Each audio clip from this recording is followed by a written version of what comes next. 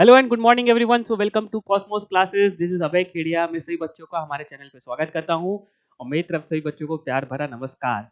चलिए आज के सेशन की हम शुरुआत करते हैं। बेसिकली हम पढ़ रहे हैं लिक्विड सॉल्यूशंस और आज हमारा लेक्चर नंबर 10 है।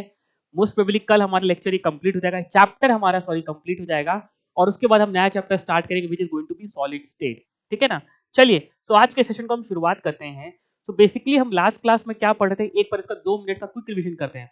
देखिए लास्ट क्लास में हमने स्टार्ट किया था abnormal colligative properties.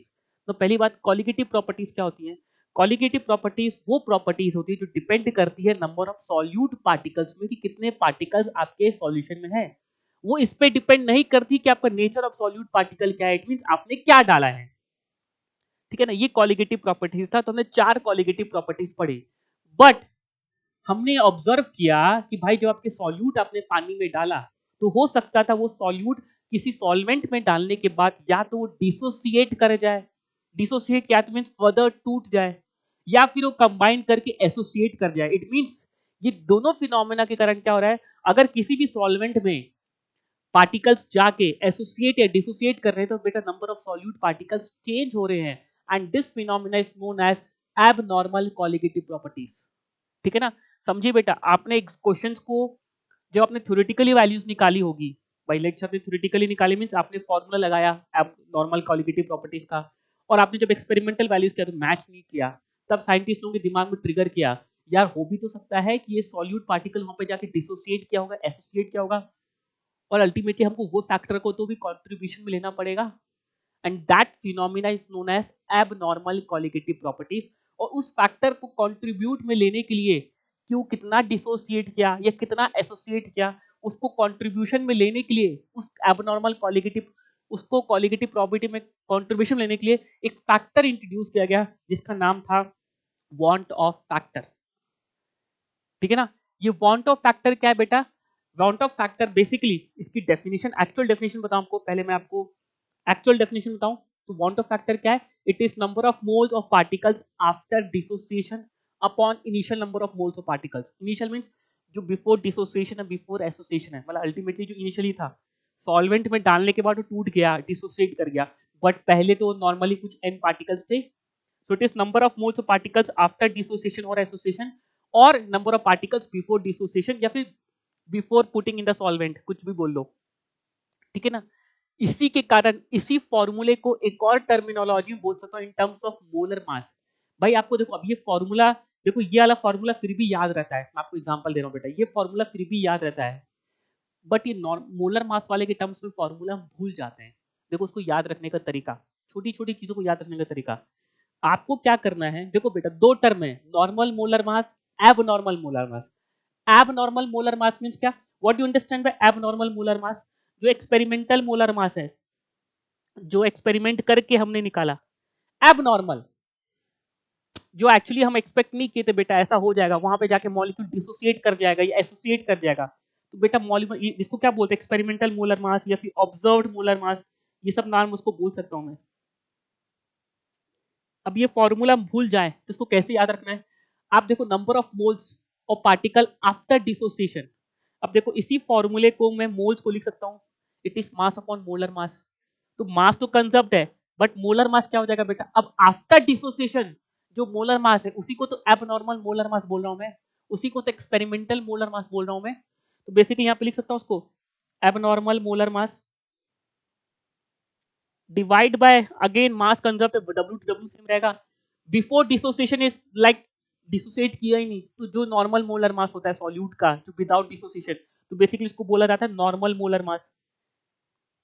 W cancel हो गया और देयरफॉर मोलर मास का रेशियो इनवर्स हो गया। देखो फॉर्मूला क्या बन गया? I equals to normal molar mass upon abnormal molar mass, जिसको हम ऑब्जर्व मोलर मास, जो ऑब्जर्व किया गया एक्सपेरिमेंट के दौरान, एक्सपेरिमेंटल मोलर मास। दूसरा फॉर्मूला आई का ध्यान रखना बेटा, बिकॉज हो सकता है क्वेश्चन में आपको ये आई को निकालने के लिए ये इंफॉर्मेशन भी दे। आई का एक फॉर्मूला है जो मैं आपको बताने वाला हूं, जो 90% क्वेश्चन में काम आएगा, बट 10% क्वेश्चन जो मेरे को कॉम्प्लेक्स क्वेश्चन बनाने हैं आपकी जेईई मेंस या एडवांस के लिए, तब मैं आपको आई को निकालने के लिए इंफॉर्मेशन के फॉर्म में मोलर मास दूंगा आपको मैं।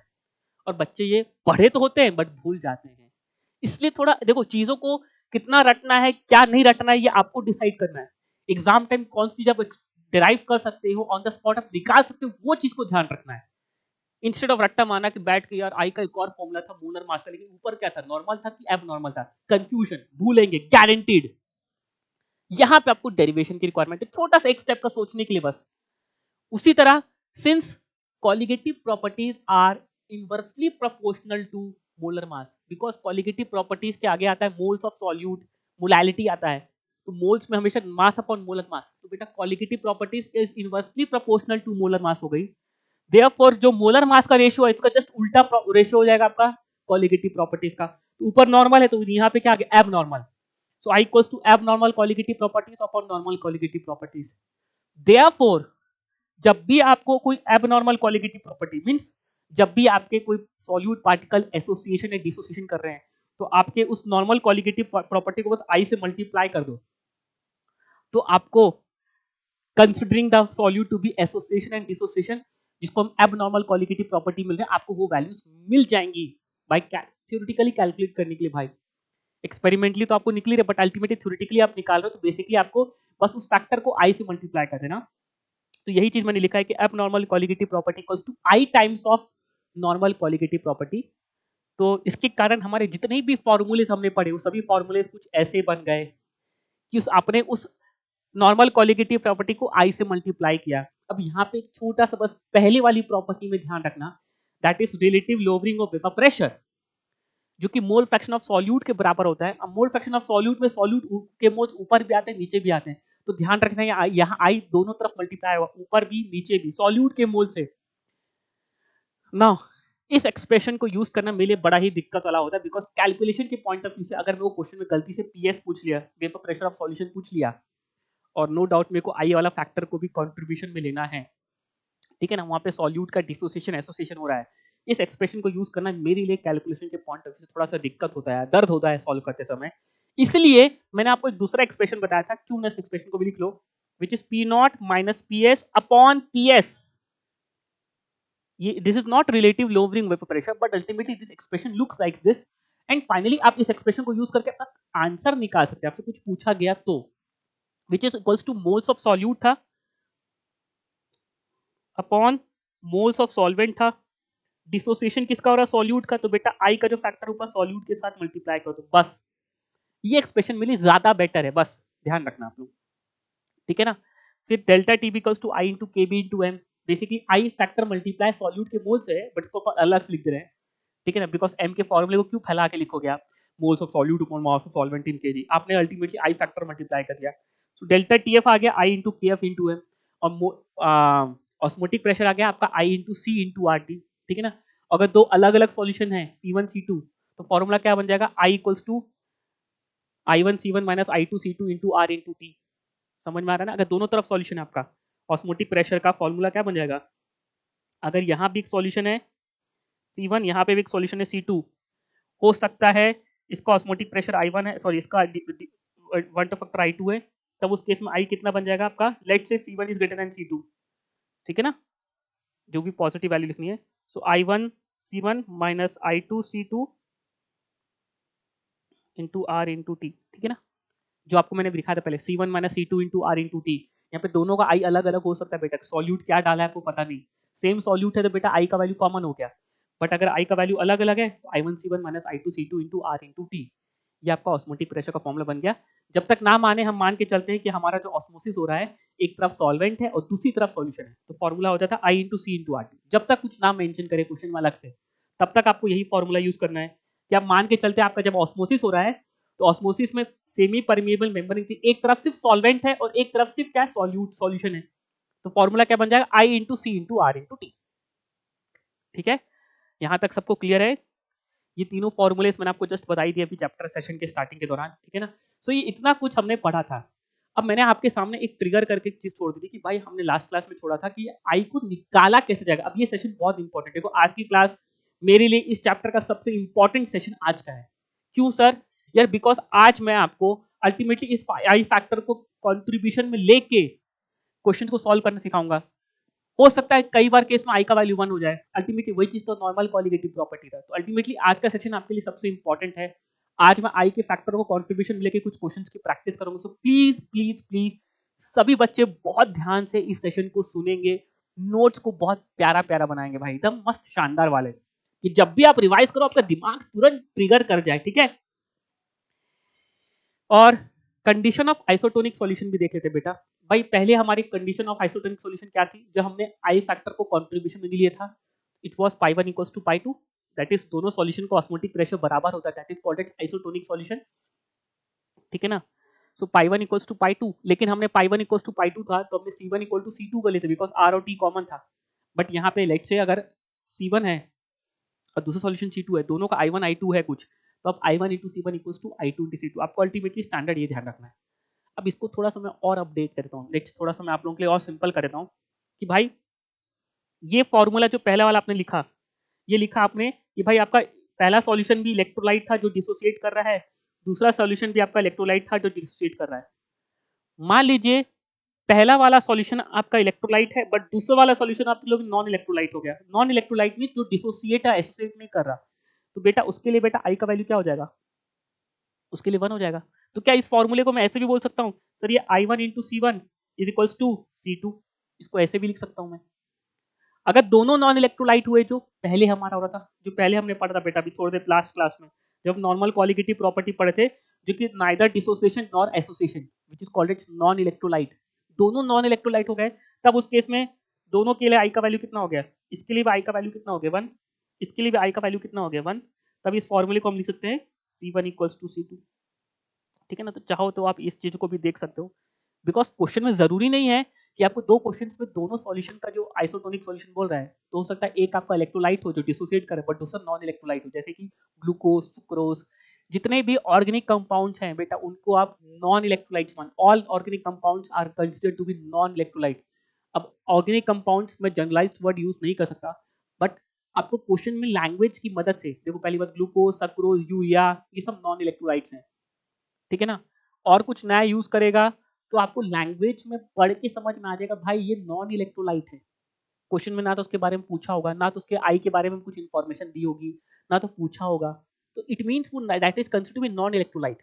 और जो भी इलेक्ट्रोलाइट्स होंगे ना बेटा उसके लिए उस क्वेश्चन में उसके लिए आई का फैक्टर कुछ यूज किया होगा कि calculate the want Hoff factor for this particular solute, या फिर क्वेश्चन में वांट ऑफ फैक्टर उसका दिया होगा। तो कहीं ना कहीं आपको क्वेश्चन में लैंग्वेज पढ़ के इंटरप्रेट करना है which solution is electrolyte and which solution is non electrolyte. ये क्वेश्चन की लैंग्वेज में छुपा होता है बेटा, इसमें मैं आपको रट्टा नहीं करवा सकता कि भाई क्वेश्चन में आपको यही 4 इलेक्ट्रोलाइट आएंगे, ऐसा नहीं है बेटा, कुछ भी लिख सकता है एग्जामिनर। हाँ बट मोस्ट कॉमनली अगर नॉन इलेक्ट्रोलाइट्स होता है तो क्वेश्चन में होता है लैक्टोज, ग्लूकोज, सक्रोज, यूरिया। ये इस चैप्टर की ग्रिप है कि भाई 3 जो शुगर, ये सब चीज क्या है? केन शुगर, ये सब टर्म्स क्या है? ये सब नॉन इलेक्ट्रोलाइट की टर्म्स है। इलेक्ट्रोलाइट में क्या होता है? NaCl, KCl, K4 एफिशिएंसी, ये सब कॉम्प्लेक्स कंपाउंड्स जो क्वेश्चन के फॉर्म में आज मैं लेने वाला हूँ, ठीक है?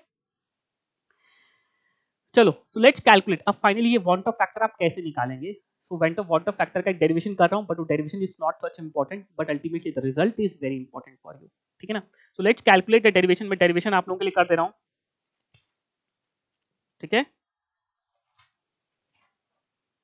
चलिए, सो डेरिवेशन में कुछ नहीं है। मान लीजिए कोई पार्टिकल जाके डिसोसिएट कर रहा है। डिसोसिएट मींस लेट्स से अगर कोई पार्टिकल ए था, वो सॉल्यूशन में गया, वो कुछ बन गया n टाइम्स ऑफ b, टूट रहा है, डिसोसिएट कर रहा है। तो let's say t equal to 0 में जब अपने सॉल्यूट में नहीं, जब उसको अपने पानी में नहीं डाला, उसके मोल्स कितने थे? a, इनिशियल मोल्स कितने थे? a। लेकिन जैसे आपने इसको पानी में डाला तो उसके मोल्स कितने हो गए? लेट्स से कुछ x मोल्स टूट गया, तो उसके मोल्स कितने बन जाएंगे? nx, ठीक है? तो यहाँ पे इसके n टोटल मोल्स कितने हो गए आफ्टर डिसोसिएशन? कितने हो गए? a minus x plus n x. कितने मोल्स हो गए बताओ? x कॉमन आ गया तो ये आ गया 1 plus N minus one into x. और यहाँ पे n टोटल इनिशियल मोल्स कितने थे आपके? a ही थे। आफ्टर डिसोसिएशन कितने मोल्स हो गए? a plus one n minus one into x, ठीक है ना? नाउ आई का फॉर्मूला फिक्स है बेटा। आई का फॉर्मूला क्या होता है? Number of moles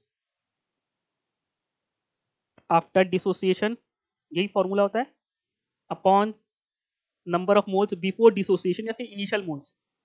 number of moles before dissociation, भाई डिसोसिएट करने से पहले कितने मोल्स थे? तो सब्स्टिट्यूट कर दो बेटा, बस क्या हो गया? a equals to N minus one into X upon A, ठीक है ना? देखो a को ऊपर डिवाइड कर दो तो ये हो जाएगा 1 plus N minus one into X by A. अब ये एक्स बाई ए क्या होता है? एक्स बाय होता है डिग्री ऑफ डिसोसिएशन, एक टर्म था आपने केमिकल इक्विलिब्रियम में यूज किया होगा। यहाँ पे जो degree of dissociation alpha, alpha होता है कितने मोल्स टूटे upon initial moles, number of moles dissociated upon initial moles, तो एक्स मोल्स डिसोसिएट किए अपॉन इनिशियल मोल्स, इसी को बोलते हैं अपन alpha, where alpha is known as degree of dissociation. ये टर्म यूज करेगा बेटा क्वेश्चंस में, डिग्री ऑफ डिसोसिएशन, कितना डिग्री टूटा, कितना परसेंटेज टूटा, तो कितना टूटा अपॉन कितने मोल्स थे, तो कितना टूटा था, एक्स मोल्स टूटा था, एक्स मोल्स टूटा था, इनिशियल मोल्स कितने थे, एक्स ए, तो this is called its degree of dissociation. तो क्या ये एक्स बाय ए को मैं अल्फा लिख सकता हूं, तो देयरफॉर आपका जो आई का फॉर्मूला है आपका बन गया i equals to 1 plus N minus 1 into alpha. ये आपका फॉर्मूला है, आपको ध्यान रखना है इन केस ऑफ डिसोसिएशन। ये फॉर्मूला कब है, जब आपके क्वेश्चन में डिसोसिएशन हो रहा हो, एसोसिएशन में थोड़ा सा फॉर्मूला चेंज हो जाएगा, मैं आपको जो डेराइव करके बताने वाला हूं। यहाँ पे n क्या है, सबसे इंपॉर्टेंट बेटा ये n क्या है, आई तो चलो वांट ऑफ फैक्टर है सर, आई तो मेरा वांट ऑफ फैक्टर है,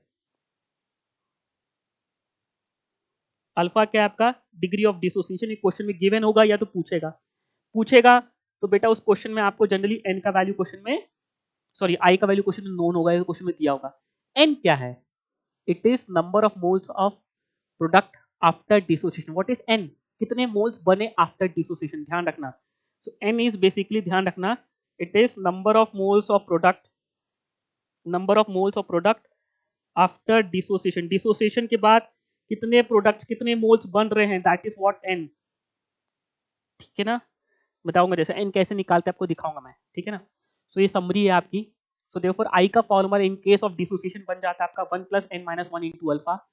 क्वेश्चन में n आपको पता है बेटा, n इज बेसिकली नोन, मैं चाहूं तो ये लिख सकता हूं कि n तो बेटा मेरे को सॉल्यूट देखते ही पता है, ये क्वेश्चन में आपको देगा नहीं अलग से कि n का वैल्यू बेटा ये लो लो 5, ये लिख के नहीं देगा क्वेश्चन में, आपको n का वैल्यू लाइन क्वेश्चन में सॉल्यूट को देख के आप n बता दोगे कि जब ये सॉल्यूट पानी में डालेगा तो कितने मोल्स में टूटेगा, तो n का वैल्यू इज नोन, ये क्वेश्चन में नोन होता है।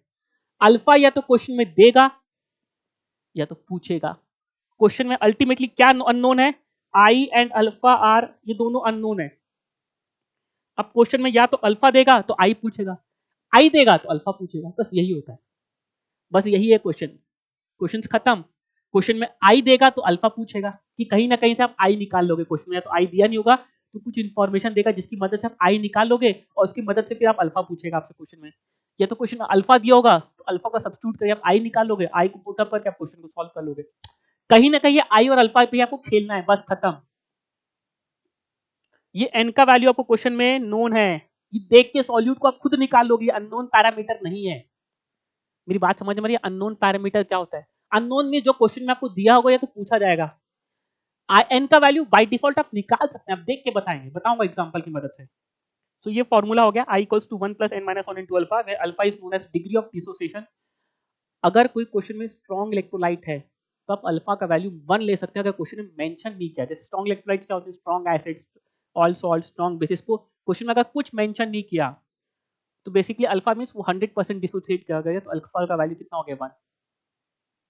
वीक इलेक्ट्रोलाइट्स के लिए अल्फा का वैल्यू लेस देन 1 होता है, ये क्वेश्चन में या तो दिया होगा, ये क्वेश्चन में पूछा जाएगा, ये क्वेश्चन में नोन नहीं है, गिवन इन द क्वेश्चन और आस्क्ड इन क्वेश्चन, ये क्वेश्चन में गिवन होगा या तो पूछा गया होगा, इन अननोन पैरामीटर हो गया। और n क्या है, सबसे important part, it is number of moles of product produced by 1 mole of substance, वो सब्सटेंस टूटेगा तो कितने मोल्स बनाएगा, ये पैरामीटर आपके लिए नोन है, ये क्वेश्चन में सॉल्यूट को देख के आप बता देंगे, इसको क्वेश्चन में देगा नहीं वो लिख के आपको अलग से बेटा ये लो n, ऐसा देगा नहीं। मेरी बात समझ में आ रही है भाई, देखो बेटा अल्टीमेटली आपको ये इंपॉर्टेंट है कि आप एक्सप्रेशन को देख के आपको समझ में आए कि भाई क्या चीज मेरे को अल्टीमेटली इस क्वेश्चन में निकालना है। एग्जांपल के तौर पे लेट्स से KCl है, तो बेटा जब KCl टूटेगा तो KCl टूटेगा तो किसमें डिसोसिएट करेगा बताओ, K प्लस और Cl माइनस, तो देयरफॉर इसके लिए n का वैल्यू कितना हो गया 2, कितने मोल्स में टूट रहा है 2 में, तो यहाँ पे n का वैल्यू कितना है 2। MgCl2 टूटेगा तो किसमें टूटेगा बेटा Mg plus 2 plus 2Cl minus, तो कितने मोल्स बने बेटा, तो टोटल प्रोडक्ट में 3 मोल्स, n का वैल्यू कितना है 3। AlCl3 टूटेगा तो किसमें टूटेगा बेटा Al प्लस 3 Cl माइनस, तो क्या ये क्वेश्चन में देने की जरूरत है क्या, नहीं, 4 मोल बनेंगे सर। Al2SO4 टूटेगा तो 2Al प्लस 3 में plus 3 moles of sulphate ion में, टोटल मोल्स कितने बन गए 5, तो n का वैल्यू कितना हो गया 5। Ca3 होल पॉइस 2, तो कैल्शियम के 3 मोल टूटेंगे, तो अल्टीमेटली Ca3PO4 होल ट्वाइस। अब PO4 बेटा खुद एक पूरा कंपाउंड, वो नहीं टूटता ना, वो पूरा का पूरा एक सिंगल आयन है, तो उसको आप तोड़ोगे, कैसे टूटोगे? 3Ca+2 प्लस फॉस्फेट आयन के 3 मोल, टोटल एन के मोल्स कितने हो गए बेटा आपके? Number of moles after dissociation कितने हो गए? 5। अब ये जो दो है ये आपके लिए इंपॉर्टेंट है, ये चैप्टर के पॉइंट ऑफ व्यू इंपॉर्टेंट है। इनको बोलते हैं कोऑर्डिनेशन कंपाउंड्स या कॉम्प्लेक्स कंपाउंड्स। वो जो ब्रैकेट के अंदर जो चीज लिखा है ना, वो ब्रैकेट के अंदर जो चीज है वो टूटती नहीं है, दैट डज नॉट डिसोसिएट, उसको बोलते हैं सेकेंडरी वैलेंसीज। ये मैं आपको बताऊंगा जब मैं आपको चैप्टर पढ़ाऊंगा कोऑर्डिनेशन कंपाउंड्स। अभी के आप समझ लो कि जो ब्रैकेट के अंदर चीज है वो टूटती नहीं है। तो बेसिकली जब ये टूटेगा तो कैसे टूटेगा बेटा? K4FeCN6, तो बेटा ये टूटेगा 4K प्लस प्लस ब्रैकेट में FeCN6 -4, ऐसे टूटेगा। तो टोटल मोल्स कितने प्रोड्यूस हो बेटा? 4K प्लस के और FeCN6 के 1 मोल। ये 1 मोल है बेटा, ये पूरा सब्सटेंस का 1 मोल है। ये यहाँ पे 1 लिखा हुआ है, ये दिस इज 1। तो टोटल मोल्स कितने हो गए? देयरफॉर यहाँ पे n का वैल्यू कितना हो गया? यहाँ पे 5 हो गया। इसको ध्यान रखें आप लोग। अब ध्यान में रट्टा नहीं माना, बस इतना समझना है कि ब्रैकेट के अंदर वाली चीज नहीं टूटती, that is non ionisable. Similarly Fe4FeCN6 3, अब देखो उसको तोड़ना है, कैसे तोड़ूं बताओ? क्रॉस मल्टीप्लीकेशन ऑफ चार्जेस, ये कैसे टूटेगा बताओ? खुद बताओ आप लोग। ये टूटेगा सब 4Fe+3 में क्रॉस मल्टीप्लीकेशन ऑफ चार्जेस, और 3 मोल्स बनेंगे सर आपके FeCN6 के -4 के। तो टोटल मोल्स कितने हो गए? 4 मोल इसके, 3 मोल उसके, तो देयरफॉर यहाँ पे n का वैल्यू कितना हो गया? 7। ये क्वेश्चन में आपको नोन है बच्चों, प्लीज ध्यान दो, ये पैरामीटर आपको क्वेश्चन में नोन है, ये क्वेश्चन में ये पैरामीटर आपको देगा नहीं। ये मान के चलना है कि I = 1 + n-1 into अल्फा में n का वैल्यू आपको नोन है। क्या मेरी बात सबको समझ में आ रही है? ठीक है ना?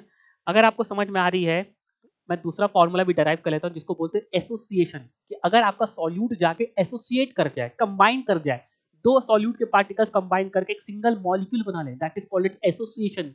यहाँ पे नंबर ऑफ सॉल्यूट पार्टिकल्स क्या हो गए? कम हो गए। इसके कारण कॉलिगेटिव प्रॉपर्टीज भी कम होंगी, because colligative properties are directly proportional to number of solute particles. जितनी भी कॉलिगेटिव प्रॉपर्टीज है ऊपर हमेशा न्यूमरेटर में number of moles of solute आता है, ठीक है ना? एसोसिएशन मींस क्या हुआ?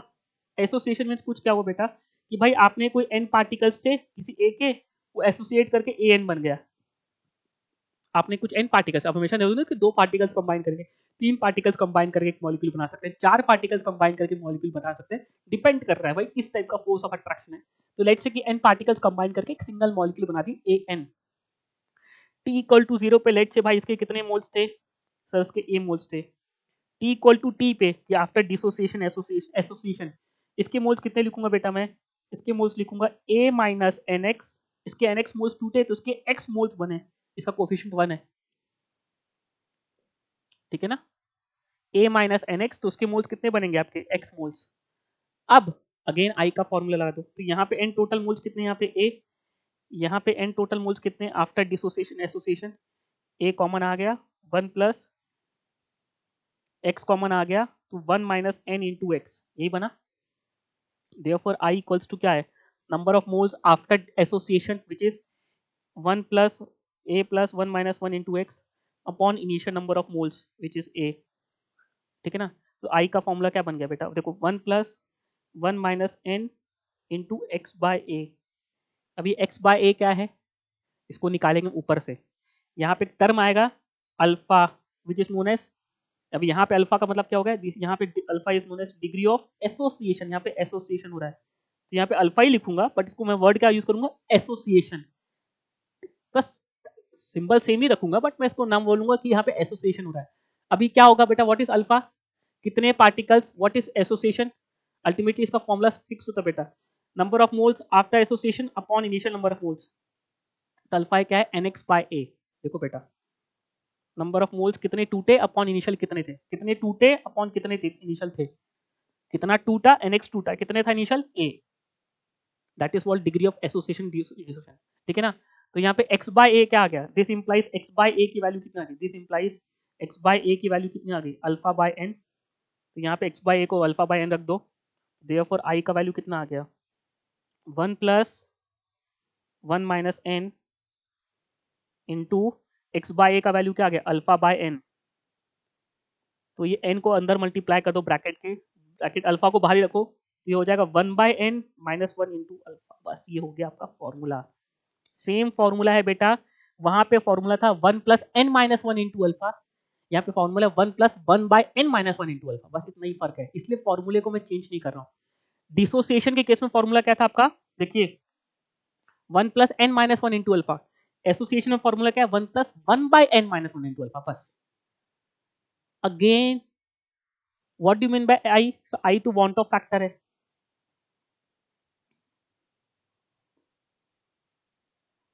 व्हाट इज अल्फा, अब यहाँ पे एसोसिएशन हो रहा है, तो इस अल्फा को मैं वर्ड मीनिंग क्या यूज करूंगा मैं लैंग्वेज में, it is degree of association, कितना एक्सटेंट एसोसिएट किया, this is called degree of association. अभी जो एन है, एन को क्वेश्चन में कैसे गिवन होगा, here n is given by language, यहाँ पे एन गिवन होगा is given by language. Language के थ्रू मतलब ऐसे लिखा होगा कुछ, देखो फॉर एग्जाम्पल क्वेश्चन में वर्ड किया गया, the molecule undergoes dimerization, what do understand dimerization, dimerization means n का वैल्यू कितना हो गया 2, डाइमर बना रहे हैं, दो मॉलिक्यूल कंबाइन कर रहे हैं, दैट इज कॉल्ड डाइमराइजेशन। अगर वर्ड यूज कर ट्राइमराइजेशन, मतलब ट्राइमराइजेशन मींस एन का वैल्यू कितना हो गया बेटा, तीन मॉलिक्यूल्स कंबाइन किए तो एन का वैल्यू कितना हो गया 3। सिमिलरली वर्ड यूज कर लिया hexamerization, let's say hexa means 6 molecule combine कर गए, तो देयरफॉर एन का वैल्यू कितना होगा क्वेश्चन में 6। तो यहाँ पे जो एन का वैल्यू है क्वेश्चन में आपको लैंग्वेज की मदद से दिया होगा, the molecule undergoes dimerization when put in water, the molecule undergoes trimerization, it means यहाँ पहली बात क्या हो रहा है, एसोसिएशन हो रहा है। फॉर्मूला कौन सा लगेगा, i equals to 1 plus 1 by n minus 1 into alpha, n का वैल्यू कितना हो जाएगा, डाइमरेशन में 2, ट्राइमरेशन में 3, हेक्सामरेशन में 6। समझ में आया क्या, समझ में आया क्या बच्चों, ठीक है ना। मैं आप लोगों से नो डाउट लाइफ कनेक्टेड नहीं हूँ, मेरे सवाल आप लोगों से बार बार पूछे जा रहा हूँ, समझ में आया क्या, समझ में इसलिए आया पूछ रहा हूँ कि भाई अगर आपको समझ में नहीं आया तो आप दोबारा चीजों को समझने की कोशिश करो, को रिलेट करो, नोट्स को देखो एक बार दोबारा। देखो समरी की फॉर्म में ये रहा, n is known as extent of polymerization, alpha is known as degree of dissociation, formula है i equals to 1 plus 1 by n minus 1 into alpha. n का वैल्यू क्वेश्चन आपको लैंग्वेज की मदद से दिया होगा, अगर डाइमरेशन यूज किया तो 3, ट्राइमरेशन किया तो n का वैल्यू 3, हेक्सामरेशन किया तो n का वैल्यू 6, ठीक है ना। अब हो गया, अब i को निकालना स्टार्ट करेंगे, ठीक है ना। फॉर एग्जाम्पल ये रहा क्वेश्चन आपके सामने, देखो बस i निकालना सिखा रहा हूँ आपको, वांट ऑफ फैक्टर, अभी क्वेश्चन नहीं करा रहा हूँ मैं, अभी आपको एबनॉर्मल कॉलिगेटिव प्रॉपर्टी का क्वेश्चन नहीं करा रहा हूँ, आपको सिर्फ i निकालना सिखा रहा हूँ कि क्वेश्चन में i को कैसे निकालोगे। लेट्स से क्वेश्चन में दिया है NaCl having degree of dissociation 50%, तो अल्फा का वैल्यू कितना हो गया बेटा 50% मींस 50 by 100, तो अल्फा का वैल्यू कितना हो गया 1/2। Na सिंस NaCl है, NaCl टूटेगा तो किसमें टूटेगा बेटा, Na प्लस और Cl माइनस में, तो देयरफॉर n का वैल्यू कितना हो गया आपका 2।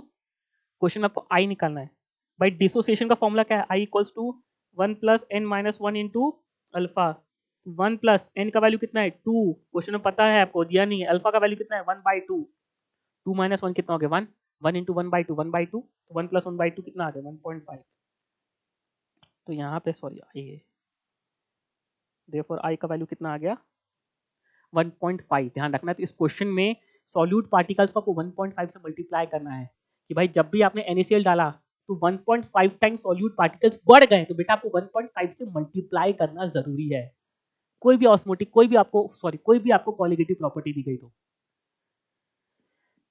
क्लियर है, प्रैक्टिस देखो, प्रैक्टिस आपको करनी पड़ेगी, मैं कुछ क्वेश्चंस क्लास में आपको बेसिकली समझा सकता हूं, बट अल्टीमेटली आपको प्रैक्टिस करनी। सिमिलरली नीचे देखो Na3Cr(C2O4) होल थ्राइस, भाई ये आपको पता है ये कॉम्प्लेक्स कंपाउंड है, ये जब टूटेगा तो ये टूटेगा 3Na प्लस, अंदर वाला नहीं टूटता, इसको बोलेंगे Cr(C2O4) होल थ्राइस -3। तो कितने मोल्स बने टोटल, देखो एन का वैल्यू कितना हो गया 3 4, 3 प्लस 1 4, पहले वाले के 3 मोल, दूसरे वाले के 1 मोल, कॉम्प्लेक्स वाले का 1 मोल, ठीक है ना। क्वेश्चन में अल्फा दिया आपको कितना 25%, 25% इज 25/100 दैट इज 1/4, बस सब्स्टिट्यूट कर लो। Now i equals to dissociation हो रहा है तो फॉर्मूला क्या हो गया 1 plus n minus 1 into alpha, 1 n minus 1 means 4 minus 1 into alpha क्या है 1/4, 1 प्लस 4 माइनस 1 कितना हो गया 3, देयरफॉर कितना आ गया 1 प्लस 3/4, कितना आ गया आपका 7/4। ठीक है, क्लियर है? क्लियर है बच्चा पार्टीज? देखो भाई मैं पूरी मेहनत कोशिश कर रहा हूँ आपको चीज़ें समझ में आए, बहुत सिस्टमैटिक फॉर्म में कराने की कोशिश कर रहा हूँ। डायरेक्ट हड़बड़ी नहीं मचा रहा हूँ कि डायरेक्टली मैं क्वेश्चंस में जंप आउट करूँ। छोटी-छोटी चीज़ों में पहले फोकस कर रहा हूँ कि आपके दिमाग में चीज़ें सेट हो जाए। भाई साहब एकदम एकदम नींद में भी आप परेशान हो जाओ। क्या पढ़ा दिए सर आपकी, चलो नींद में भी हमारे दिमाग में आ रहा है। ठीक है? चलो एक क्वेश्चन और। CH3COH in benzene. अब यहाँ पे आपको एक बहुत इंपॉर्टेंट रिजल्ट है जो मैं आपको बताऊंगा। All carboxylic acid. अब ये जेई में क्वेश्चन पूछा हुआ है, this is asked in JEE, ये क्वेश्चन में जेई में आ चुका है।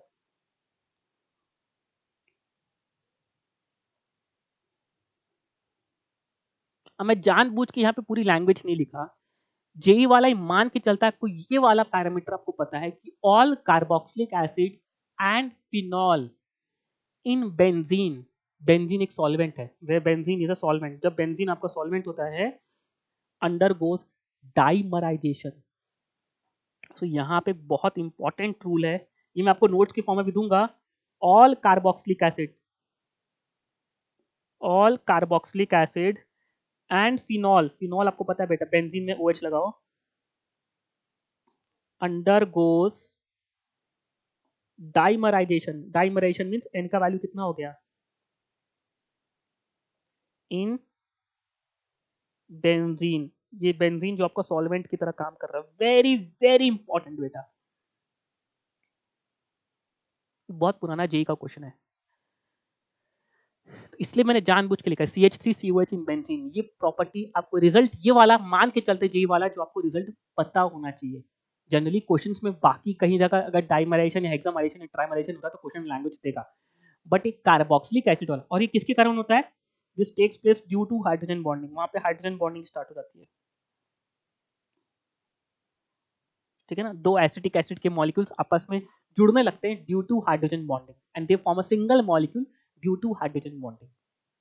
तो बस यहाँ पे आपको पहले बात ध्यान रखना है, वेरी इंपॉर्टेंट। देयरफॉर यहाँ पे हो रहा है एसोसिएशन, एसोसिएशन हो रहा है। देयरफॉर आई का फॉर्मूला यूज करेंगे 1+1/n-1 इंटू अल्फा। 1+1/n कितना हो गया 1/2 -1। देखो ये सब रिजल्ट्स हैं। 1+1/2 -1 इंटू अल्फा क्वेश्चन में दिया है कितना 20/100, where alpha is degree of association. 20/100 means 1/5।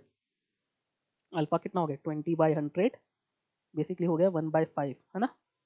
Solve करो कितना आ गया 1+1/2 -1 कितना हो गया -1/2, सो -1/2 इंटू 1/5, 1 -1/10। देयरफॉर यहाँ पे आई का वैल्यू कितना आ गया 9/10। देखो आई का वैल्यू 1 से छोटा आ रहा है, तो अल्टीमेटली यहाँ पे सॉल्यूट पार्टिकल्स का जो कंट्रीब्यूशन है वो कम हो गया, सॉल्यूट पार्टिकल्स कम हो गए।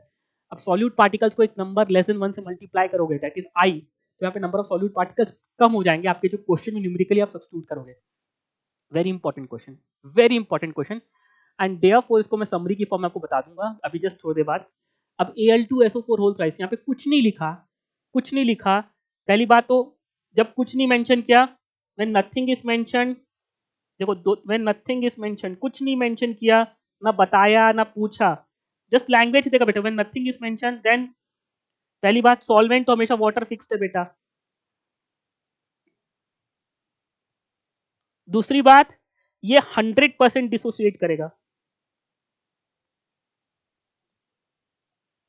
देयरफॉर आई का वैल्यू कितना हो जाएगा 1+n-1 इंटू अल्फा। 1+n का वैल्यू कितना हो जाएगा Al2SO4 होल थ्राइस, कितने मोल्स में टूटेगा बेटा 5 में, 2 Al के सल्फेट के 3 में, तो 5 - 1 इंटू अल्फा का वैल्यू कितना हो गया 1, तो 1+5 - 1 कितना हो गया 4, तो 1+4 कितना हो गया 5।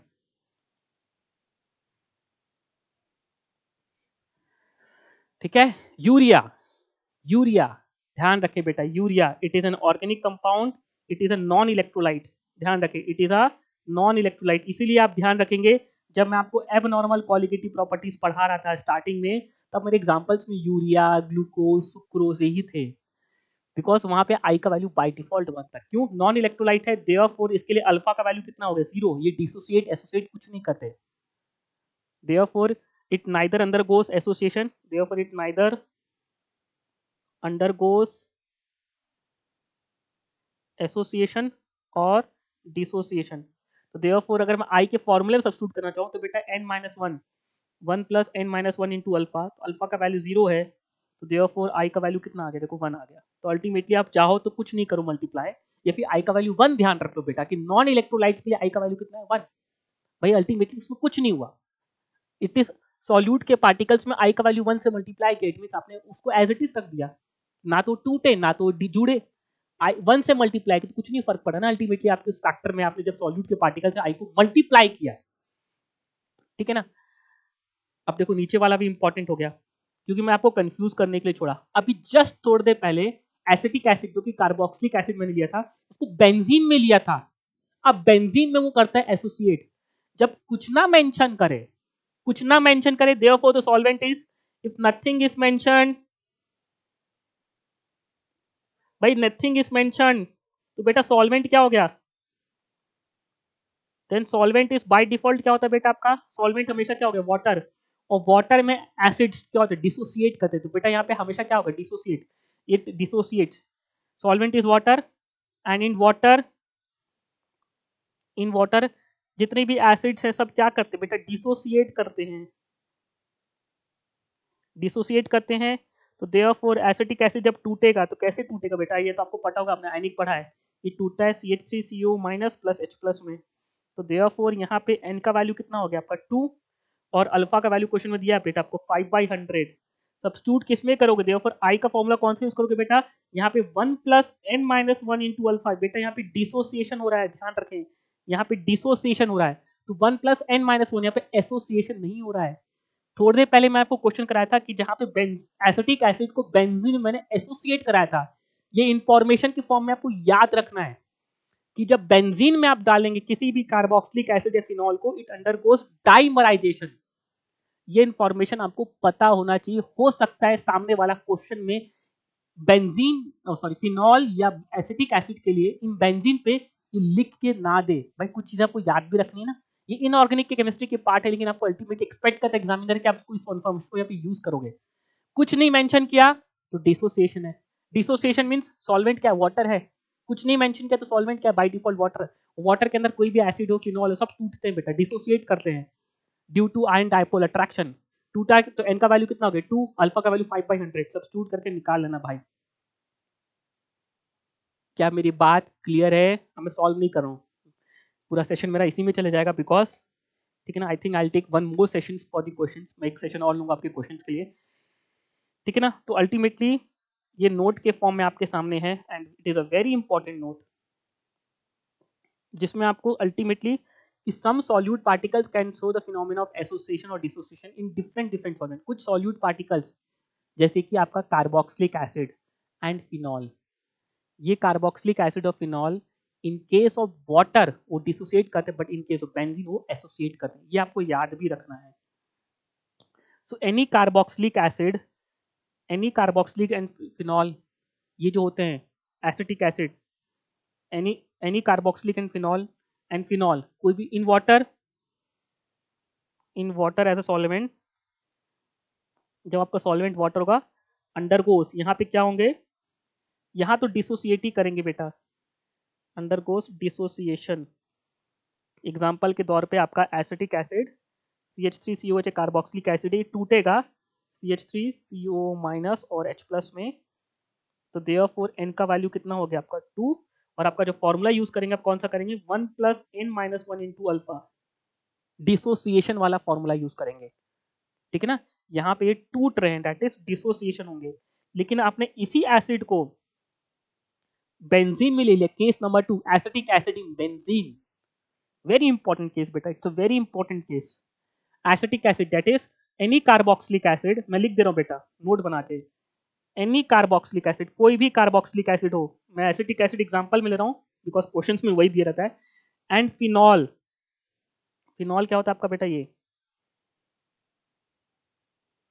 अंडरगोस, ये डेटा आपको पता होना चाहिए, एग्जामिनर आपसे एक्सपेक्ट कर रहा है, जेई वाला खासकर बहुत बदमाश होते हैं लोग यार, क्वेश्चंस में बहुत कुछ आपको ऐसे क्वेश्चन देंगे जहां आपसे अटका जाए, जहां आप क्वेश्चंस को छोड़ दें, सिंपल क्वेश्चन होते हैं बेटा, देखो क्वेश्चंस डिफिकल्ट नहीं होते, the information which they are expecting from you that is more important. So undergoes dimerization, यहाँ पे हो जाते हैं dimerization, in benzene as solvent. क्यों होते हैं? Due to, very important session यार, ड्यू टू हाइड्रोजन बॉन्डिंग। तो देयरफॉर कुछ ऐसा होता है कि दो एसिटिक एसिड के मॉलिक्यूल्स CH3COH के दो मॉलिक्यूल्स ये बेंजीन एज ए सॉल्वेंट में एसोसिएट कर जाएंगे, तो CH3COH के मॉलिक्यूल्स एसोसिएट कर गए। तो देयरफॉर अगेन n का वैल्यू 2 हो गया, बट यहाँ पे अब I का वैल्यू हो जाएगा 1 plus 1/n-1 into alpha formula use होगा, ठीक है ना। 1/n-1 into alpha, alpha question में गिवन होगा, तो अल्फा को सब्स्टिट्यूट करके आप I को निकाल लेंगे। n का वैल्यू क्या है? 2, ये आपको पता होना चाहिए। और यही एसिटिक एसिड इन एसीटोन, एसीटोन क्या होता है बेटा? अगेन एसीटोन ये होता है, एसीटोन इज हियर सॉल्वेंट, ठीक है ना। एसीटोन में, इन एसीटोन, एसीटोन एक non polar name, non it is, देखो ना तो उसके पास पोलर एंड्स है। In acetone carboxylic acid, again carboxylic acid, कोई भी carboxylic acid and phenol, neither, ना तो डिसोसिएशन होता है ना ही एसोसिएशन। ये डेटा प्लीज आप लोग ध्यान रखें। For carboxylic acid neither dissociation nor association, दोनों नहीं होता। और कुछ नहीं होता, कुछ नहीं होता मीन्स देयरफॉर आई का वैल्यू कितना होता है? 1। भाई कुछ नहीं हो रहा, ना तो डिसोसिएट ना तो associate, therefore that is it acting like a, that is acts like a non electrolyte. वो नॉन इलेक्ट्रोलाइट की तरह काम करते हैं। जब नॉन इलेक्ट्रोलाइट की तरह काम करे तो आई का वैल्यू 1। तो ये इन्फॉर्मेशन प्लीज आप लोग ध्यान रखें। देखो मैं आपको कार्बोक्सिलिक एसिड के लिए, जिसको फिनॉल भी, और कार्बोक्सिलिक एसिड और फिनॉल जनरली क्वेश्चन में आपको एसिटिक एसिड मिलता है, but it is generalize for any carboxylic acid, formic acid हो, एसिटिक एसिड हो, इथेनोइक एसिड हो, कुछ भी हो। In case of water, question में कुछ ना मेंशन करे तो बाय डिफॉल्ट वाटर, तो वहां पे क्या होगा? डिसोसिएशन, तो भी एन का वैल्यू 2, बट आई का फॉर्मूला कौन सा यूज होगा? ये वाला। अगर बेंजीन एज सॉल्वेंट है जो कि इंपॉर्टेंट हो गया है, तब यहाँ पे डाइमराइज होते हैं, तो एन का वैल्यू 2 है, बट फॉर्मूला कौन सा यूज होगा? I equals to 1 plus 1/n-1 into alpha. और एसीटोन ऐसे सॉल्वेंट है तो ना तो डिसोसिएट करेंगे ना ही एसोसिएट करेंगे, देखो यहाँ पे आई का वैल्यू कितना हो जाएगा? 1, which acts like a non electrolyte, glucose की तरह, शुगर की तरह, एंड आई का वैल्यू कितना हो गया? 1। ठीक है। सो मैं यहाँ पे एक क्वेश्चन आपको सॉल्व करा देता हूँ, बिकॉज हमारा टाइम 42 मिनट्स का सेशन हो चुका है। सेशन लंबा नहीं करना चाह रहा कि सेशन आप लोगों के लिए बोरिंग हो जाए, अरे आओ सर क्या पढ़ा रहे हो, इतना टाइम पास हो गया सर 42 मिनट्स, बट अल्टीमेटली मैंने आज बहुत सारी इन्फॉर्मेशन आपको की इन्फॉर्मेशन दी है, ठीक है ना। और नेक्स्ट क्लास सिर्फ क्वेश्चन है, मैं आज ही कराने वाला था, बट मेरे को नहीं पता था कि सेशन इतना लंबा चले जाएगा। Next class is going to be only numericals, मैं कुछ क्वेश्चंस को और ऐड कर लूंगा, बट एक क्वेश्चन करा के इस क्लास को खत्म करता हूँ कि जस्ट मैंने जो पढ़ा है उसको यूज करना आपको सिखा दूं। Calculate osmotic pressure of 50% dissociated decimolar K4 Fe6 solution at 27 degree Celsius. अब आपको हमेशा पाई का फॉर्मूला बेटा I into C into R T ध्यान रखना, ना कि सी आर टी। अगर नॉन इलेक्ट्रोलाइट हो गया तो आई का वैल्यू 1, बट यहाँ पे आई का वैल्यू आपको निकालना है, क्वेश्चन की लैंग्वेज में समझ में आ रहा है बेटा। अल्फा दिया है 50%, 1/2, सो यहाँ पे अल्फा कितना हो गया? 50%, दैट इज 1/2। अब यहाँ पे n का वैल्यू कितना हो जाएगा बेटा? K4n6 किस में टूटेगा बेटा? 4K प्लस FeCN6 माइनस 4, अंदर वाला नहीं टूटता। देयरफॉर कितने मोल्स बने बेटा? n का वैल्यू कितना हो गया? 5। तो यहाँ पे आपको वांट ऑफ फैक्टर निकालना पड़ेगा, which is 1 plus n-1 alpha dissociated में n-1 into alpha, 1 plus 5-1 4 into alpha का वैल्यू कितना है? 1/2, तो 4/2 कितना हो गया? 2, तो 1 प्लस 2 कितना हो गया? 3। देयरफॉर आई का वैल्यू कितना आ गया? 3। तो आपको इस इक्वेशन में सोल्यूट को n3 से मल्टीप्लाई करना है, तो therefore sorry, therefore pi equals to क्या है आपका? I into C into R into T. I का वैल्यू 3, सी का वैल्यू क्वेश्चन में डेसी मोलर दिया है तो कंसंट्रेशन टी, आर का वैल्यू बेटा फिक्स्ड है यहाँ पे 1/12, बिकॉज आप कंसंट्रेशन ले रहे हो मोल्स पर लीटर में, तो यहाँ पे 1/12 इंटू टी कितना है? 300 केल्विन। सॉल्व करके आपका आंसर निकाल लेंगे, जो भी आंसर आएगा समथिंग इन लिथियम आएगा, ठीक है। मैं सॉल्व नहीं कर रहा है, वैल्यूज आप निकाल लेना, कैलकुलेशन वाला पार्ट, ठीक है। So I think I have made my point clear कि अब आपकी जो भी प्रॉपर्टीज आप पढ़ेंगे अब नॉर्मल क्वालिटेटिव प्रॉपर्टीज रहेंगे। अल्टीमेटली आपको हमेशा हर जगह प्रॉपर्टी में आई से मल्टीप्लाई करना है। नॉन इलेक्ट्रोलाइट हो गया, जिसके कुछ एग्जांपल्स आपके पास glucose, sucrose, sugar, cane sugar, urea, in case में आई का वैल्यू कितना हो जाएगा आपका 1। या फिर कार्बोक्सिलिक एसिड हो गया इन एसीटोन, जहाँ पे कार्बोक्सिलिक एसिड ना तो डिसोसिएट करता नहीं एसोसिएट करता, तो भी आई का वैल्यू कितना हो गया 1। तो कुछ केसेस में, और या तो लैंग्वेज पढ़ के समझ में आएगा बेटा कि यहाँ पे आई का वैल्यू 1 ही लेना है, बिकॉज क्वेश्चन ना तो आई की बात कर रहा है, ना पूछ रहा है, ना अल्फा दिया है, ना पूछ रहा है। ये समझ में आएगा क्वेश्चन की लैंग्वेज से बेटा। कुछ तो कॉमनली आपको पता होना चाहिए जो नॉन इलेक्ट्रोलाइट्स, कुछ क्वेश्चन को पढ़ के आपको समझ में आ जाएगा, ठीक है। सो अगर चीजें डिसोसिएट एसोसिएट कर रही हैं, तब आई का फॉर्मूला क्या होगा, डिसोसिएट करी तो i equals to 1 plus n minus 1 into alpha. यहाँ पे n आपको क्वेश्चन में सॉल्यूट को देख के पता होता है, ये क्वेश्चन में आपको देगा नहीं, क्वेश्चन में या तो अल्फा देगा या तो अल्फा पूछेगा। अल्फा जब पूछेगा तो क्वेश्चन में आई दिया होगा किसी ना किसी तरीके से, क्वेश्चन में अल्फा दिया होगा तो आई आप निकाल के सब्स्टिट्यूट करके सॉल्व करके निकालेंगे। तो ये सब चीज का यूज मैं आपको नेक्स्ट क्लास में कुछ क्वेश्चंस की मदद से बताऊंगा। Next class is going to be only numericals, only numericals. I try to bring 15 numericals so that हमारा सेशन 40 मिनट्स में बहुत कुछ सीखने को मिले। अलग अलग टाइप के न्यूमेरिकल्स लाऊंगा आप लोगों के लिए। सो प्लीज आप मेक श्योर कि आप नेक्स्ट सेशन से पहले इन सभी चीजों को बहुत शानदार तरीके से रिवाइज जरूर करें। आज का सेशन बहुत इंपॉर्टेंट था मेरी तरफ से, ठीक है। चलिए, सो आज के सेशन को ये समाप्त करता हूँ। एंड आई थिंक अगर आपको सेशन में मजा आया तो प्लीज भाई हमारे चैनल को सब्सक्राइब करो, शेयर करो। ज्यादा नहीं बोलूंगा, but still I want you to support this channel so that maximum students can get the benefit of this particular sessions. सो हमारे चैनल को सब्सक्राइब करें, दैट इज कॉस्मोस क्लासेस, जहाँ हम केमिस्ट्री पढ़ेंगे फॉर द जेई लेवल। हम पूरी complete JEE level तक केमिस्ट्री को पढ़ेंगे, और मेरी पूरी कोशिश रहेगी कि आपके कंसेप्ट को बहुत अच्छे तरीके से आपको समझाऊं। And I provide the notes. ये जो नोट्स मैं आपके लिए बना के लाया हूँ, ये नोट्स मैं आपको प्रोवाइड करूंगा। बस हमारा जैसे ही चैप्टर कंप्लीट होगा, सभी नोट्स को कंपाइल करके एक सिंगल फाइल बना के आपको मैं आपके हमारे टेलीग्राम चैनल में दूंगा। So please join our telegram channel also, which is given in the description box, that is t.me/abhay।